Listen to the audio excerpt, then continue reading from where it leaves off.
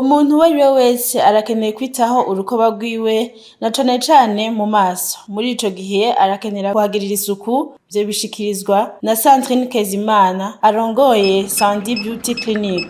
Rero burya gihere ni ciza cane kuko kikwibutsa yuko umubiri wawe ukeneye yuko usukurwa kandi ugirirwa neza. Nukuri ibihere birafise ico bivako. Ivyo vyo kuvuga ngo bakuroze canke bagize iki, iyo mentalite je sinzi iyi. Bisanzwe ibihere biva ku bintu vyinshi, birashobora kuba no ku ma allergie, birashobora kuba kandi no ku ndya afungura, ibintu asanga yisiga. Hari igihe twisiga amavuta atari naturel, donc atajanye n'umubiri wawe. Ugasanga ugiye kugura amavuta harimo eclaircissant, ugasanga no musa kugize neza, ariko fur et à mesure ugasanga yagukweza umubiri canke yakugize nabi, ugasanga umubiri warononekaye. Mu bisanzwe uraraba amavuta akubereye, hanyuma ukamenya ko umubiri wawe ukeneye soin de visage.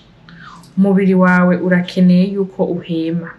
Sapana misi yose kwama wisize amapoudre, ama maquillage. Mwijoro ugiye kuryama ukoga kugira ngo vya bintu wisiga ya ntuguta wagize iki vyose biguherako ukaryama umeze neza. Mu buryo buke bwawe urakwiye kugira soin de visage 2 mu kwezi. Urakwiye misi yose ku mugoroba kwama woga kugira ngo ushobore gukuramo utwo tuvuta canke utwo tuntu twose turimo mu umubiri wawe uhema.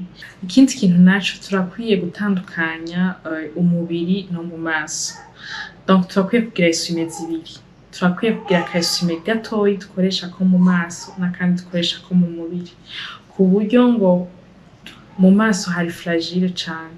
Hari ikintu twama twibaza ngo tukishira hasi tukibaza yuko ivyo bintu bidakunda, ariko nta kintu na kimwe kidakunda. Mwomenya ko ukugira ibihere bishobora no kuva ku musemburo kandi biravurwa bigakira iyo ukurikije impanuro z'abaganga canke z'abatanga amavuta kama n'isabuni kama.